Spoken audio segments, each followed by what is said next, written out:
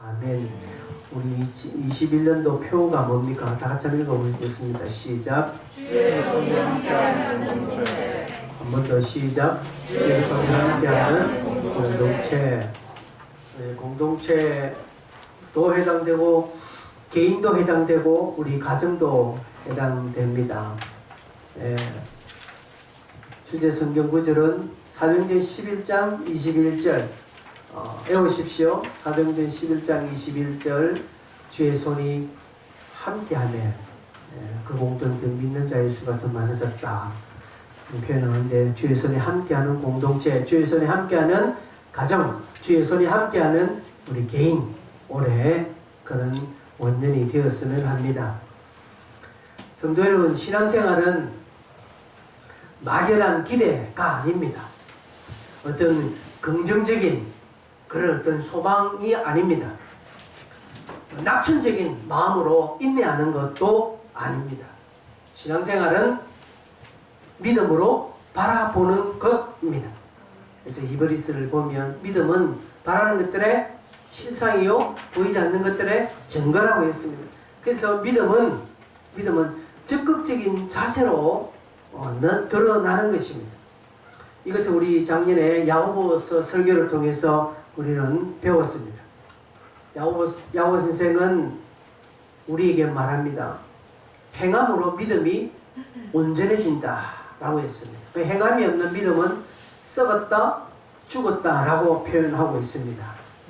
여러분, 믿음은 어떤 타고난 천성으로 인해서 그럴 수 있지 너그러운 마음으로 아주 간대하게 기다리거나 또 낙천적인 마음을 가지고 기대하거나 잘 될 거야, 좋은 날 올 거야, 산호라면 이 노래를 부르면서 아유 이 또한 지나가리라 이런 표현을 써가면서 믿음은 그렇게 기대하는 것 아닙니다.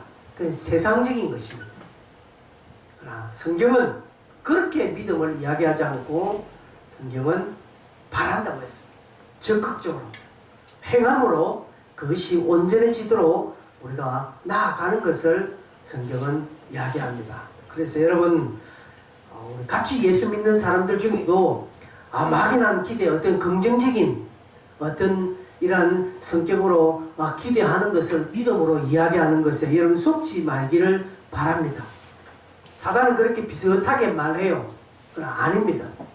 결단코 저는 아니라고 단호하게 말합니다. 여러분, 그런 기대와 그런 소망, 그죠?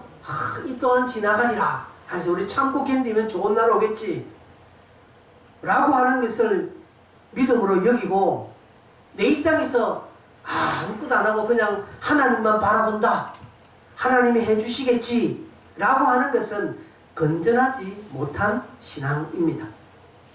그 틀렸다라고 말할 수는 없으나 그러나 건전하지는 못한 거예요.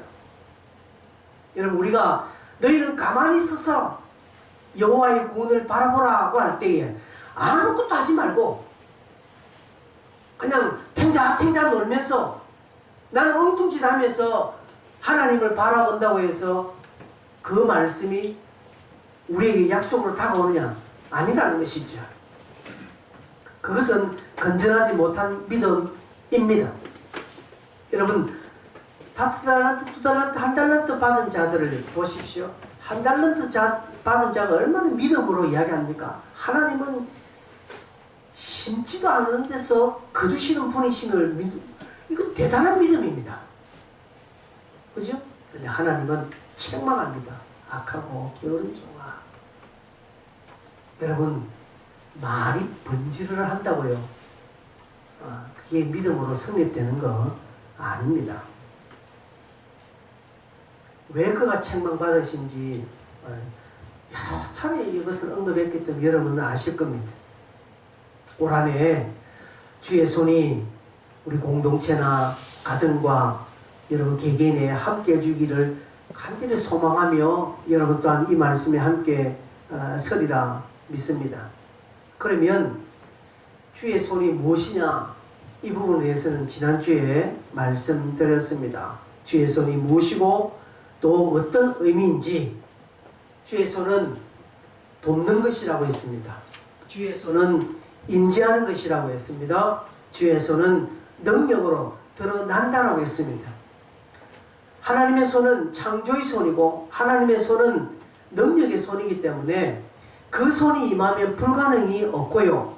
그 손이 임하면 연약한 것이 강건해지는 것이 사실입니다. 성경이 그렇게 이야기합니다. 그런데 이런 설교를 우리가 하면, 이런 설교를 들으면 조금 착각하는 것이 하나님의 손이 임하여서 내가 어떤 강력한 자되고 전에 안 보이던 것들이 보이고 전에 들리지 않는 귀가 소머즈 귀같이 들려지고 보이지 않는 것들이 막 육백만을 사내처럼 쫙 멀리 있는 거 보고 내가 어떤 신비한 능력이 주어지는 슈퍼맨이 되는 그런 거 아닙니다. 교회가 갑자기 디비지고 그런 거 아닙니다. 뭔가 좀 나도 모르게 내가 바뀌어버렸어요. 등등. 내가 왜 이런지 나도 모르겠어요. 라고 이렇게 막 비상식적으로 우리가 되어지는 거 아닙니다. 물론 전혀 그런 일이 안 되느냐? 아니에요. 그런 일이 일어날 수 있습니다. 하나님이 함께하면. 여러분 사울이 바울로 바뀌듯이 확 되어지는 그런 경우들이 있습니다. 그런 역사가 있습니다. 그러나 그것만 생각하면 곤란하다는 것이 성경은 그것만을 이야기하지 않습니다. 그런 경우는 거의 성경에는 1, 2%밖에 안 드러나요.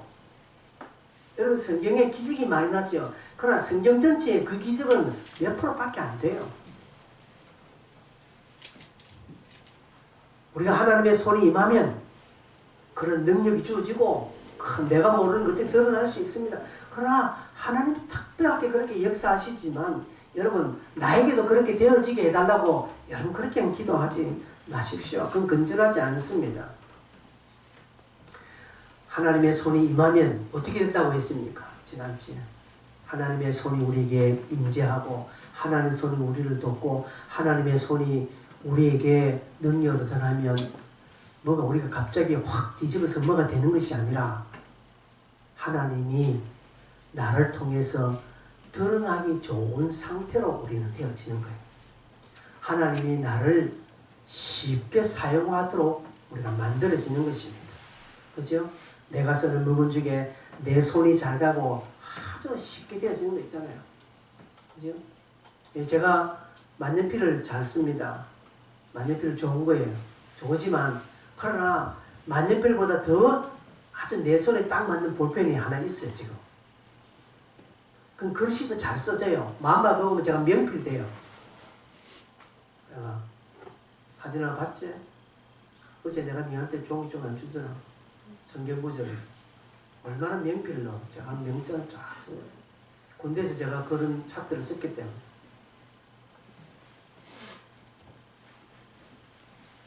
내 손에 익은 볼펜이 있는 거예요. 내가 아주 쉽게 잘 쓸 수 있는 그런 볼펜이 있는 것처럼 그런 물건이 있는 것처럼 우리 주부들은 자기가 잘 쓰는 그릇이 있잖아요. 그죠? 아주 고급 집안에 아주 고급 그릇이 있고 귀한 손님 올 때 한 번 쓰는 그 그릇이 있지만 잘 안 쓰세요. 그거에. 그냥 막 쓰기 좋고 하는 거 있거든요. 하나님도 그렇습니다. 하나님도 막 쓰기 좋은 그런 사람이 있다는 것이죠. 그렇게 우리가 주의 손이 임하면 그렇게 되어진다라는 것이죠. 그게 능력입니다. 여러분 하나님의 손에 붙잡혀서 사용되어지는 것 자체가 능력이지 않겠습니까? 다른 것들이 여러분 능력이라고 생각하십니까? 그건 세상적인 능력이죠. 세상적인 능력.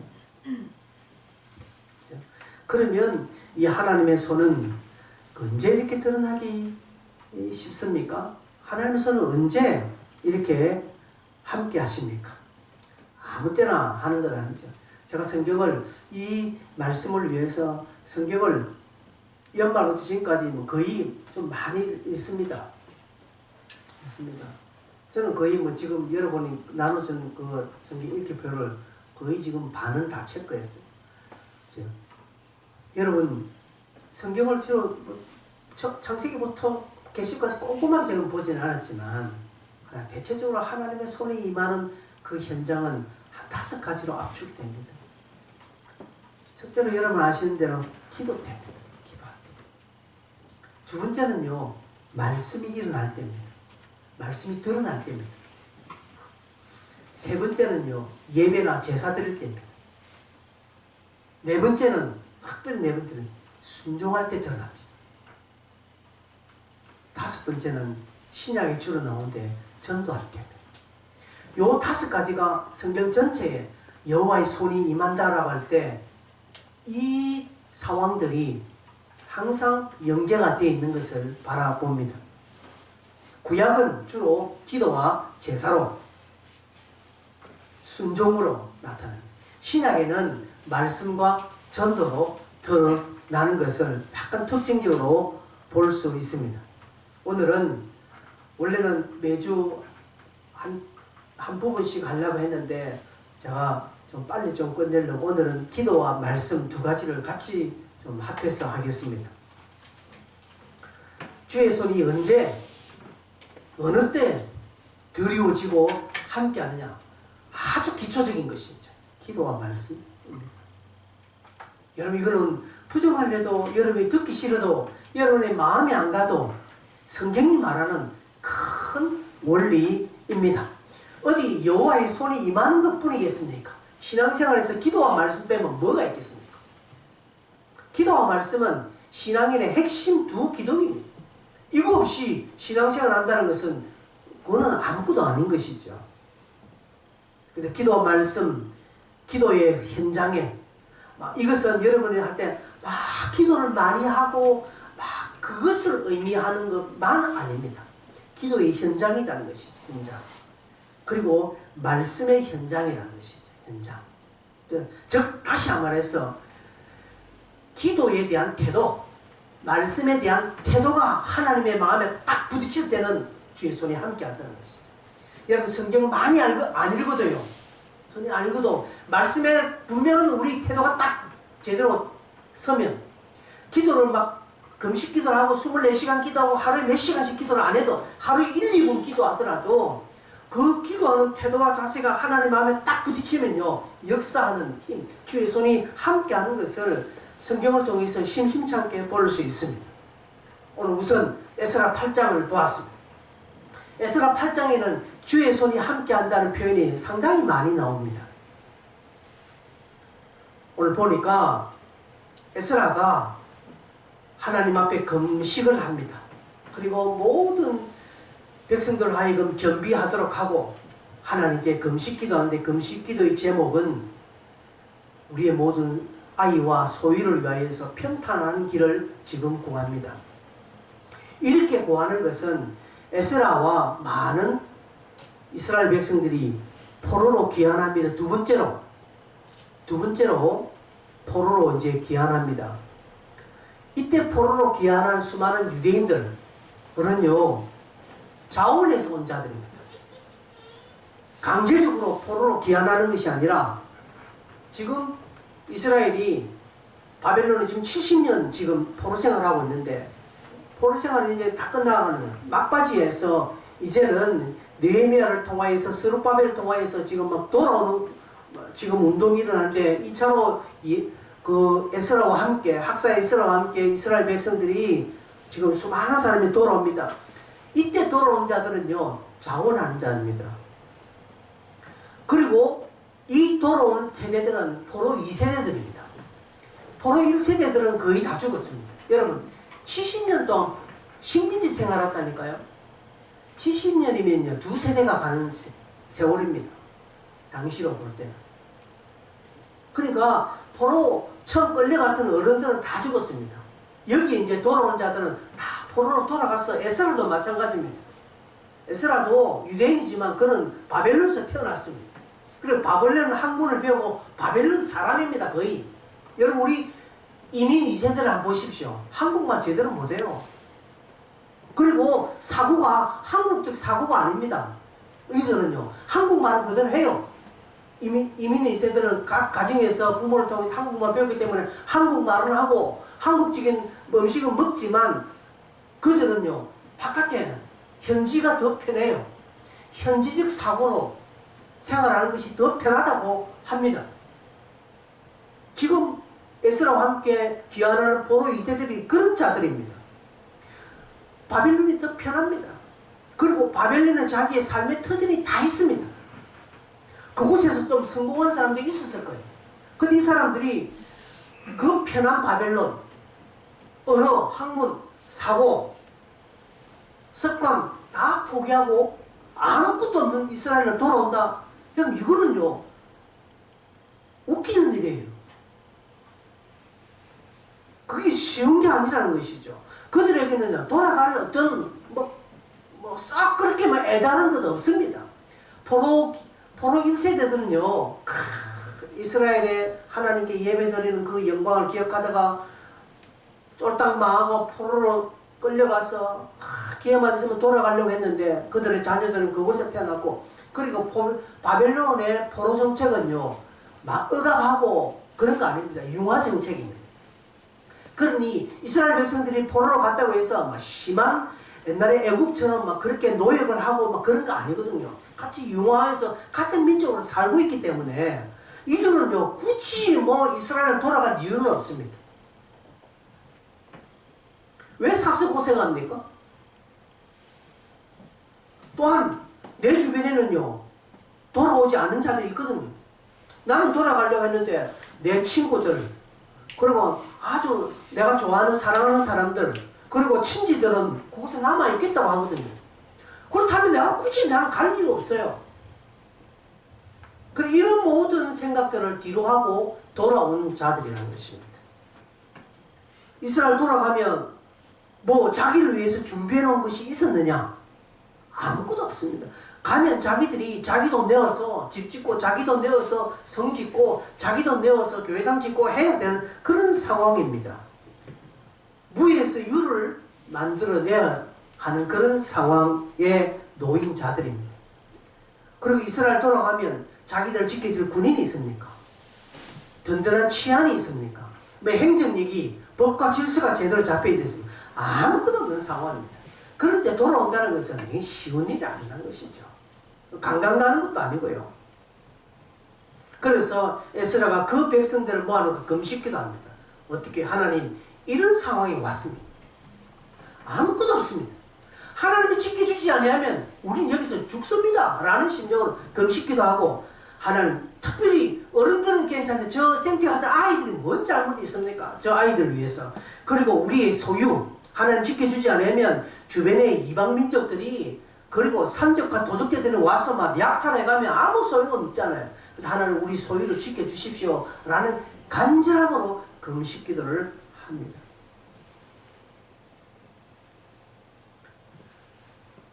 그야말로 아무것도 없고 근거 하나 없는 그곳에서 이들은 절박함으로 기도합니다. 여러분, 최근에 제가 좀 이런 이야기를 많이 했지요. 대안이 있으면 간절함이 없다라는 표현을 많이 했죠. 여러분, 그렇습니다. 믿는 성도들도요, 내게 대안이 있으면 간절하지 않습니다. 내게 방법이 많으면요, 간절하지 않습니다. 아이고, 이거 교회 아니라도 얼마든지 내가 할 거 있다는 생각으로 신앙생활 잘 안 합니다. 또한 가진 돈이 많으면요, 신앙생활 제대로 안 합니다. 돈이 있기 때문에. 주변에 백이 많으면 신앙생활하지 않아서 그 백 의지하기 때문에.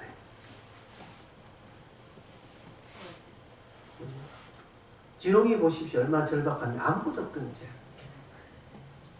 돈 있는 부모가 있습니까? 잘난 백이 있습니까? 아무것도 없습니다.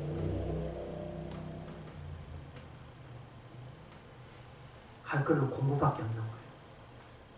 할 거는 기도밖에 없는 거예요. 그렇죠?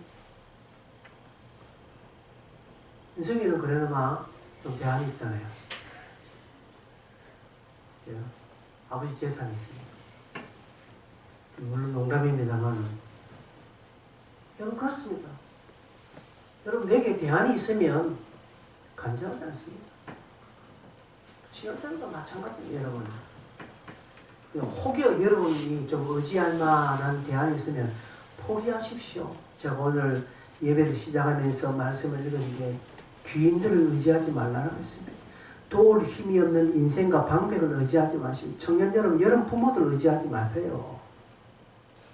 여러분 주변에 좋은 백들 의지하지 마세요. 세상 의지하지 마시고 친구들 의지하지 마세요. 하나님만 의지하세요. 하나님만이 나의 유일한 대안이다 생각하고 하나님께 매달리세요. 그러면 여러분의 인생은 복 받게 되어 있습니다. 그냥 안 하는 거예요. 에스라와 이스라엘 백성들 대안은 오직 하나님밖에 없습니다. 그러니 금식하는 거예요. 하나님 살려달라고, 하나님 지켜달라고, 하나님 우리 아이들 지켜주십시오. 우리의 소유, 지금 바벨론에서 다 지금 가지고 온 이 소유들 하나님 지켜주지 않는 도적들이 와서 또 적군이 이방민족에 가서 또 새그레 다 빼들어가면 아무 소용이 없으니까 하나님 지켜주십시오 라고 하면서 겸비합니다. 겸비. 21절 보니까 하나님 앞에서 스스로 겸비했다라고 말합니다. 겸비한다는 뭡니까? 최대한 낮추는 겁니다. 적극적으로 엎드려서 순종하겠다는 자세입니다. 여러분 이것입니다. 금식기도가 중요하지요. 그러나 금식기도 더 이전에 이스라엘 백성들이 겸비했다라니까. 겸비는 최대한 낮춰서 하나님 말씀하면 그대로 하겠습니다 라는 적극적인 순종하는 자세 딱 되어 있거든요. 그래서 그들의 기도가 응답되는 거예요. 여러분 수많은 말로 내가 기도해도 응답받지 않는 이유는 하나님 응답해줘도 순종 안 하기 때문에 그렇습니다. 여러분 기도 응답받은 적이 한 번도 없으면 이제까지 있잖아요. 나름대로 응답받아서 결단한 거 있잖아요. 나름대로 좀 여러분이 도전받고 나름대로 은혜 받아서 하나님 앞에 내가 이러겠습니다, 내가 저러겠습니다 약속한 거 있잖아요. 근데 안 하잖아요. 화장실 들어갈 때와 나올 때 마음이 싹 달라지는 거예요. 안 하는 것이. 이스라엘 백성들은 겸비합니다. 학사 에스라부터 겸비한 쫙 엎드리는 것입니다. 스스로 쫙 엎드려서 하나님만의 유일한 대언이고 하나님이 무엇이라도 시키면 내가 하겠습니다 라고 하는 것이죠. 나만 장군의 그의 종이 뭐라고 합니까? 왕이 장군이요. 사무엘이 엘리사가 이것 말고 다른 것도 뭐 시켜도 이것보다 더한 것도 시켜도 해야 될 처지인데 뭐 이까지 투덜투덜거리 샀습니까? 라고 하는 것이죠. 그러니까 나만의 생각이 맞거든요. 자기 뜻대로 안 해도 뭐 시키면 내가 시킨 대로 하면 되는 거다는 것이죠.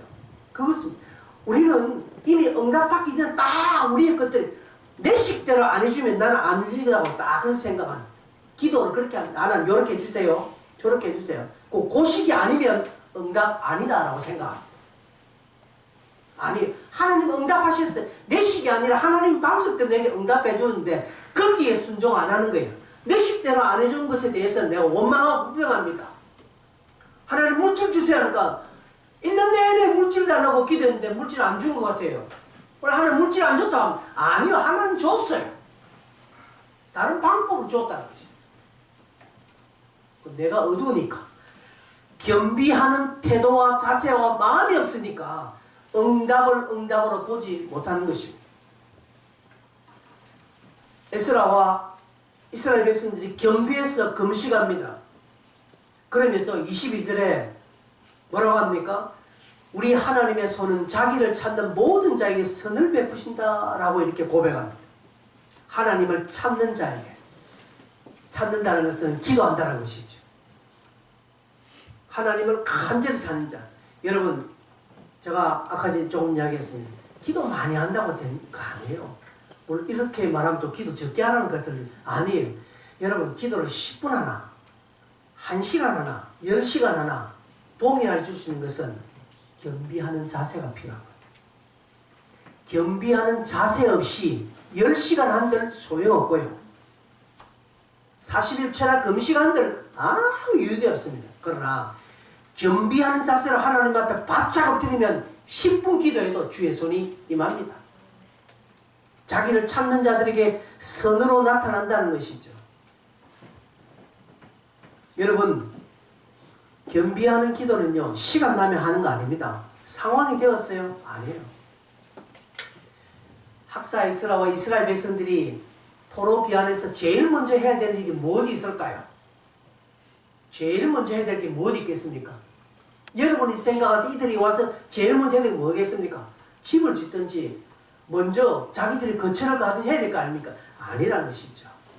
여러분 영국에서 미국으로 건넌 청교도들이 제일 먼저 미국에 도착해서 뭘 했다고 들었습니까? 그들이 무엇을 먼저 제일 먼저 지었습니까?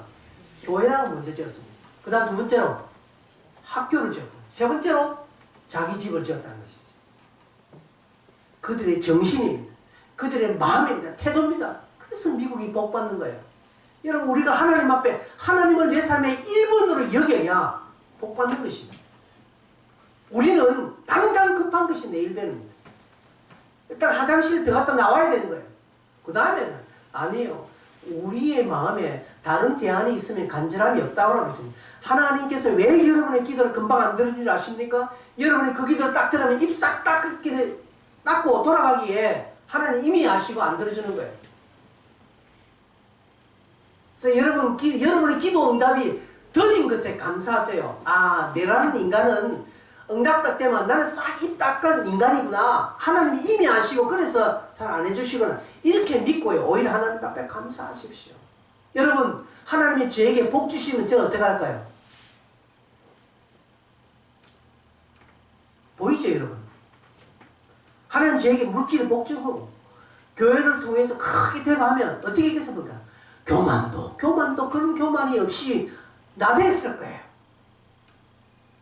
여러분 제가 그래 보이죠? 예 그렇습니다. 제 주머니 돈 많으면요 제가 엄청나게 제가 갑질할 거예요. 여러분 우리 교회가 2,000명 3,000명 모이면 엄청나게 제가 뽀대나고 갑질해가면서 사람들 무시해가면서 그럴 사람입니다. 충분히 저는 그럴 수 있습니다. 하나님이 그거 아시고 너에게는 그래 해주면 너는 당장 너는 타락할 놈이야 하는 그걸 아시고 막는 겁니다. 그래서 지금이 복이에요.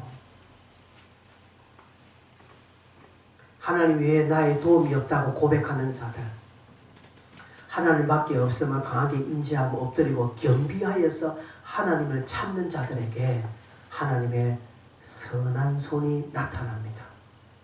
선한 손, 도움의 손인 것입니다. 그래서 보니까 뭐라고 합니까? 22절에 모든 길에서 적군을 막고 우리를 도울 보병과 마병을 왕에게 구하기를 부끄러워했다. 뭡니까? 학생 에스라가 하나님의 도움을 먼저 구하고 하나님 우리에게 적병을 막아주시고 우리를 도와줄 보병과 마병을 불러주십시오 라고 이렇게 안 했다는 것입니다. 먼저 하나님께 기도하기를 에스라는 잘했다는 거예요. 그러므로 우리가 이를 위하여 금식하며 우리 하나님께 간구하였더니 뭐라고 합니까? 23절에 그의 응낙하심을 입었느니라 하고 말합니다. 물론 왕에게 이렇게 말하는 것이죠. 이스라엘 백성들이 에스라가 왕에게 그렇게 구하는 것이면 다른 것 구하지 않고 하나님을 구한다는 것이죠. 여기에 하나님의 선한 손이 나타나는 겁니다. 성도 여러분, 올 한해 저와 여러분 좀 작년에는 코로나로 맨날 코로나 아니었음에도 불구하고 아니었을 때도 기도 안 했는데 코로나 됐으니까 더 기도 안 할 명분이 분명히 섰죠. 이제는 그러지 맙시다. 이제는 코로나 대해 숨지 말고 기도하는 자리에 나오세요. 이제 저녁에 제가 인도하고 그런 거 없으면 그냥 조용히 나와서 그냥 이런 기도하고 하면 돼요. 그건 못합니까? 하셔야 돼요. 우리 재직들은 일주일에 2번, 청년들은 일주일에 1번 꼭 기도하는 자리에 와서 여러분의 신앙을 드러내십시오. 누가 체크하는 거 아닙니다. 왜 안 하는 거예요? 이제 하시기를 바라요. 오늘 이 말씀을 듣고 여러분 하시기를 바라요. 최소한 일주일에 1번, 2번 최소한인데 그거 그죠? 일주일에 1번 빠지는 것도 2번 빠지는 것도 용서가 되니 안 되니 그 소리 하는데 우리는 반대로 하니까 하시라는 거예요. 왜요? 왜 그렇게 하는 거예요? 그래야 저기에 붙여놓은 글자에 부끄럽지 않는 우리 공동체가 되는 거예요. 마른 주의 손에 함께하는 공동체 외친 건 뭐합니까? 막연하게 저것을 걸어놓고요. 우리가 하면 하나님의 한 해 도와주십니까? 아니요. 저기에 걸맞는 우리의 믿음의 행위, 우리의 적극적인 믿음으로 나아갈 때 저 성경 구절이 우리에게 드러나는 거예요. 그렇지 않습니까, 여러분? 그래서 올해는 그렇게 하자는 의미로 지금 이 말씀 드립니다. 두 번째로는 말씀의 자리에 임하는 것입니다. 기도의 자리에 임하죠. 겸비하면서 하나님께 구할 때 기도의 자리에 임합니다.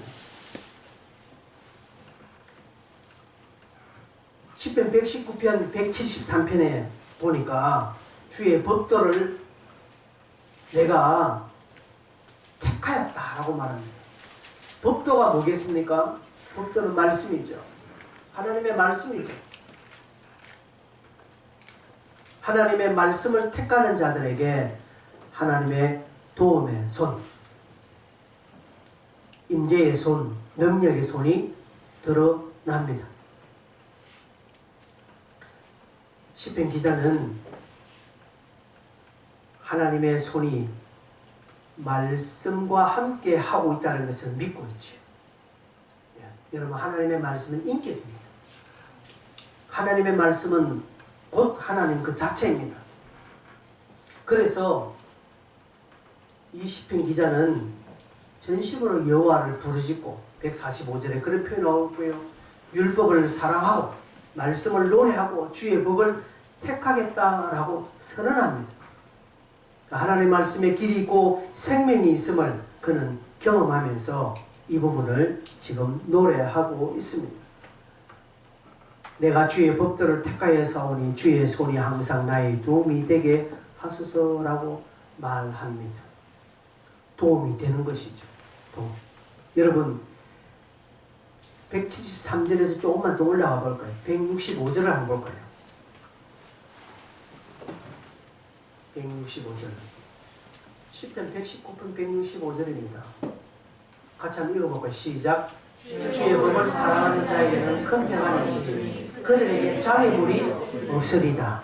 다시 한번 저 화면을 보고 다 같이 한번 읽어요. 시작. 주의 법을 사랑하는 자에게는 큰 평안이 있으니 그들에게 장애물이 없으리다. 하나님의 법, 즉 말씀입니다.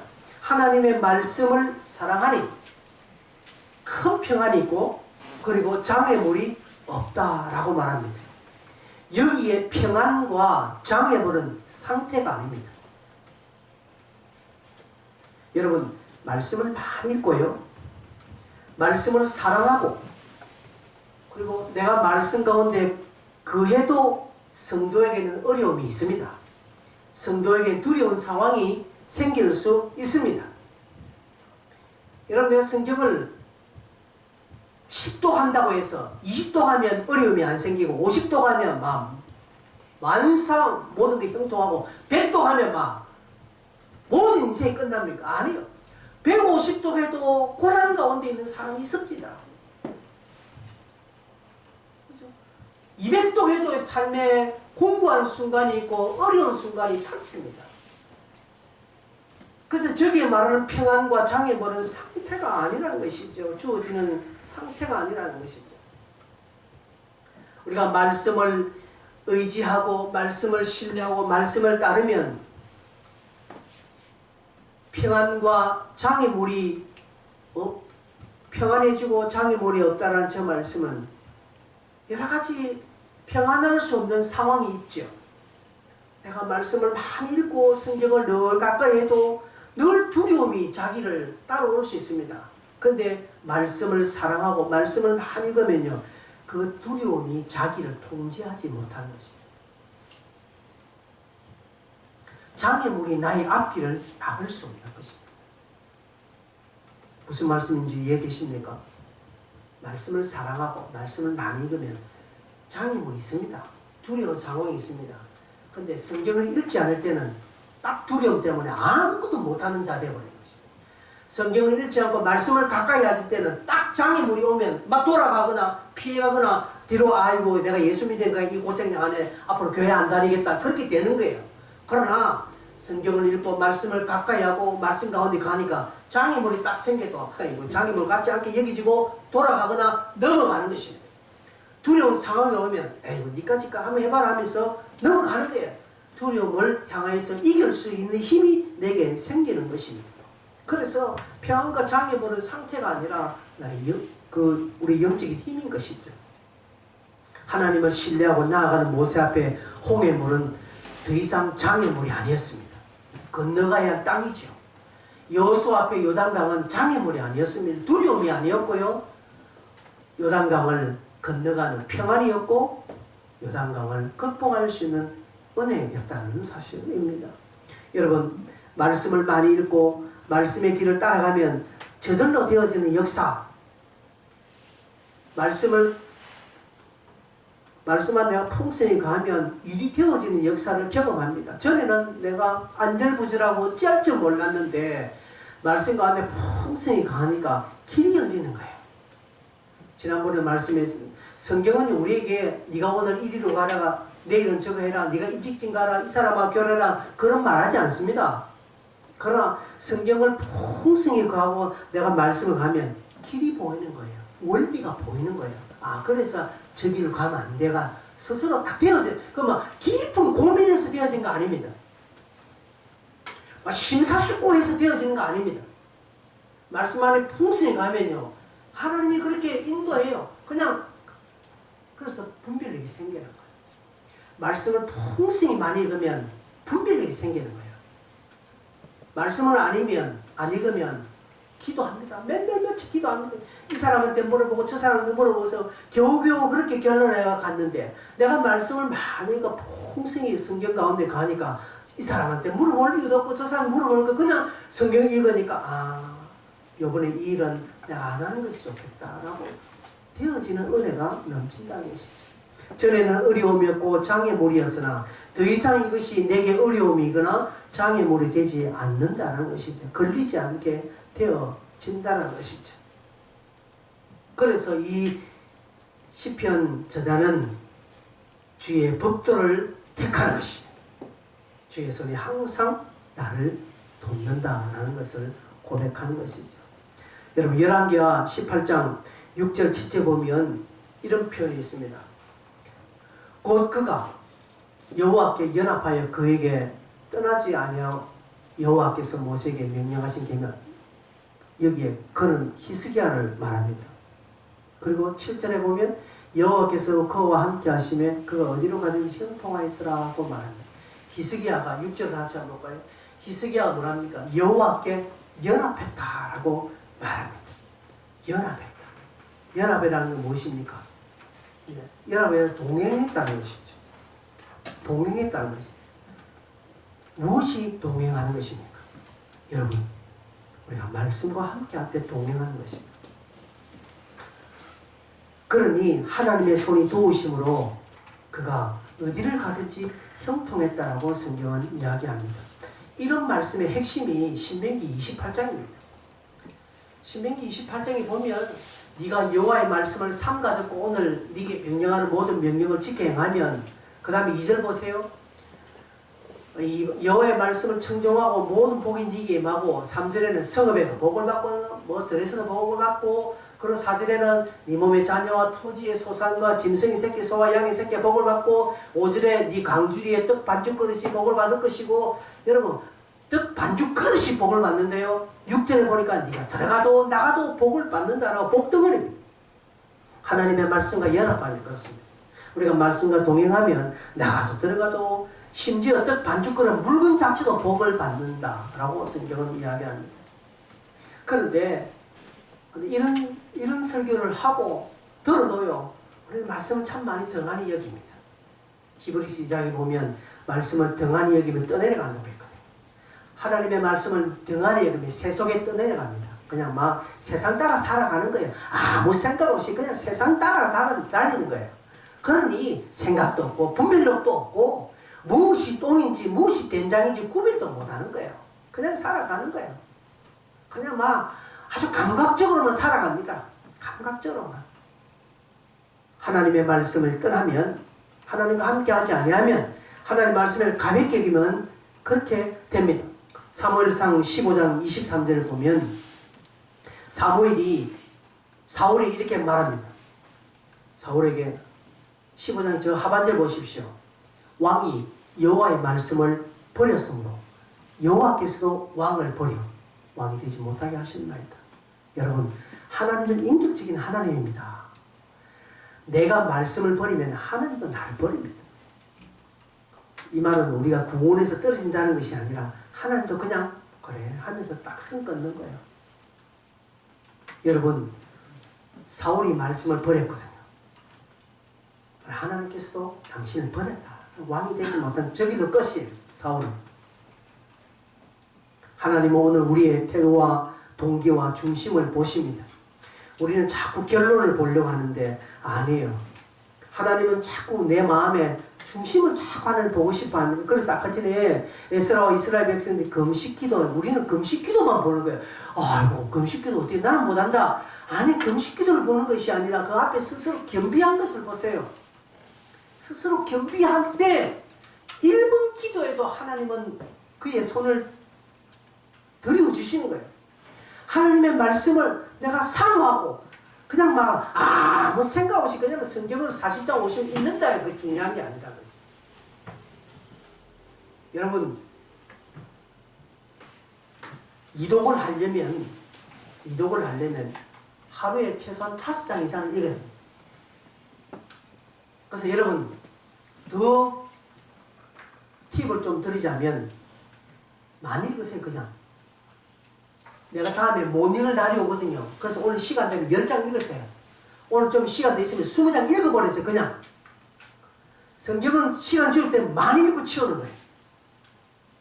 그래서 가급적이면 시간 딱 내서 내가 오늘은 창세기 다 읽는다. 창세기 다 읽을 수 있습니다. 여러분, 제가 제주도에서 성경연구학교 할 때 성경 읽는 방법을 배웁니다. 한 번 잡을 때 한 권 다 읽어요. 그 신약은 뭐 유다서 한 장이면 땡 잡은 거죠. 한 장 끝. 얼마나 넣습니까? 그런데 시편 잡은 보자. 배우면 다 해야 돼요. 그 다음에 시편 재밌습니다. 이사야, 예레미야 이런 것은 어렵습니다. 에스겔은 돌아버립니다. 또 모르겠고 아무도 모르겠고. 그렇지만 한 번만 다 읽으면 소리 내었어. 성경 그렇게 읽고 죄송합니다 치우는 거예요. 그리고 그 다음에 또 읽어보세요. 달라지는 거예요.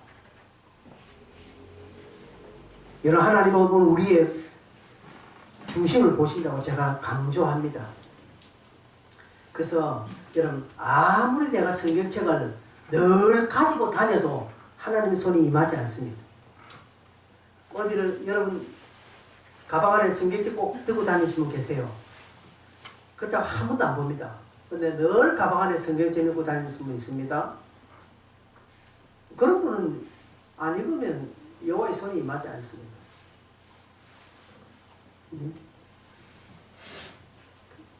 이 말씀을 이용하는 자, 액세서리로 여기는 자는 하나님의 손이 임하지 않습니다. 그 대표적인 인물이 사울입니다. 사무엘상 14장 넘어가면 18절 19절 보면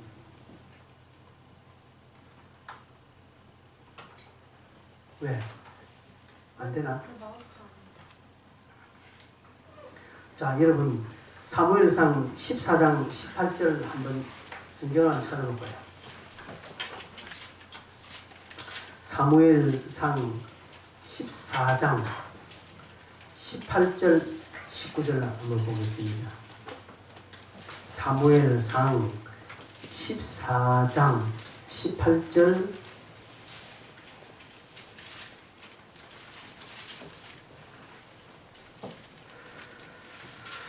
자, 찾았습니까? 사무엘상 14장 18절 19절 보시겠습니다.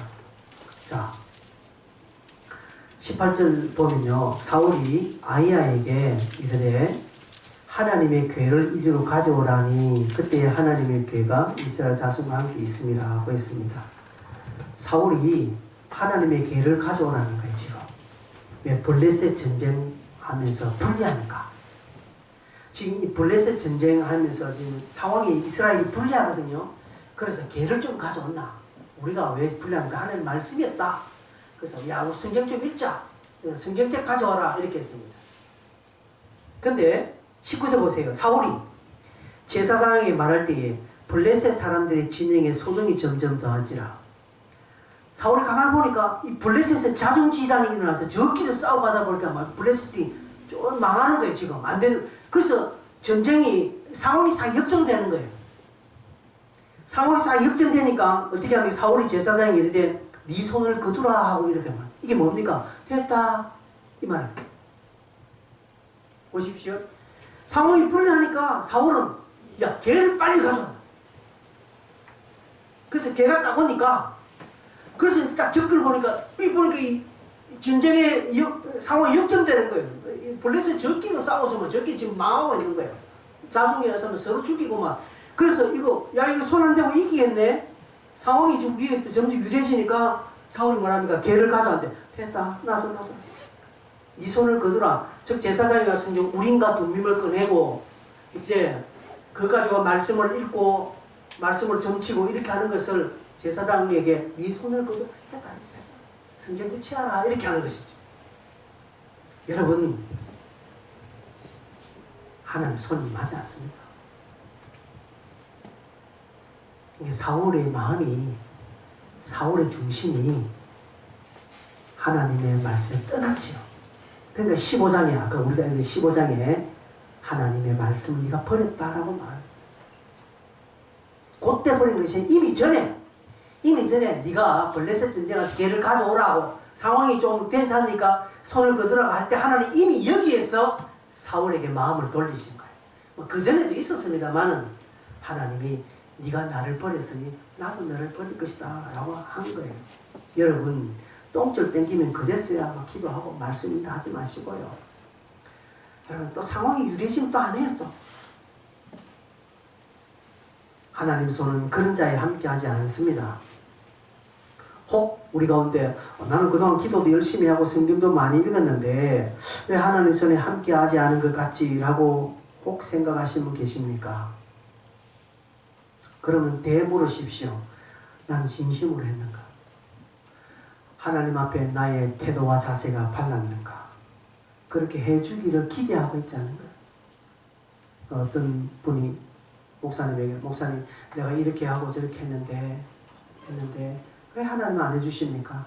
하면서 두드러면서 나는 이제 안 할랍니다. 이렇게 하는 목사님께서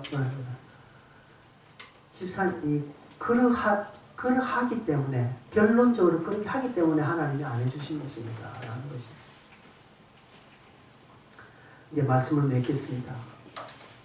오늘 여러분에게 좀 간략적으로 기도와 말씀을 이야기했습니다. 이런 연관되는 설교들을 여러분이 들은 바가 없는 것은 아닙니다. 수학이 들었을 것이고 또 익히 알고 있는 것일 겁니다.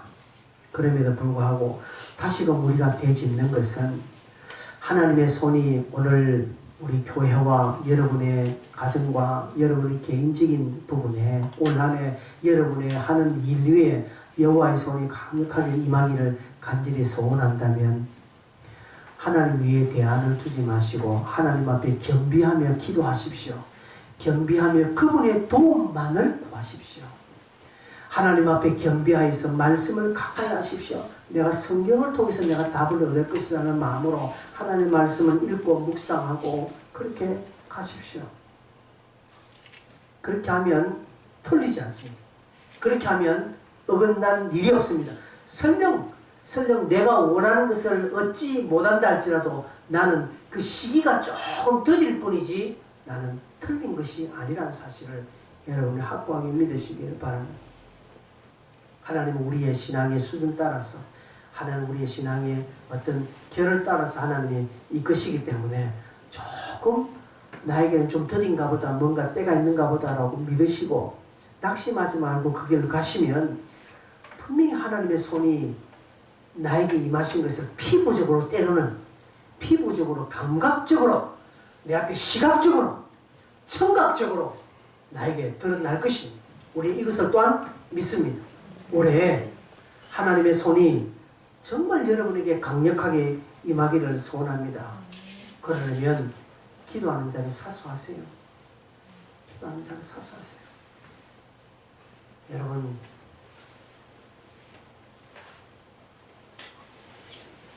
아프더라도 학교 가잖아요. 몸이 어그러지라도 직장 가잖아요. 근데 하나님 앞에는 어떻게 여러분이 그렇게 합니까? 그렇게 하라는 것 아니에요, 여러분. 오해하지 마세요. 하나님 앞에 경배하시고요. 저녁 기도 현장에는 못 오지만 집에서라도 저녁 8시 함께 우리 교회와 함께 기도한다는 그런 중심을 가지고 여러분 가정에서라도 무릎 꿇는 시간이 일어나야 된다는 거지.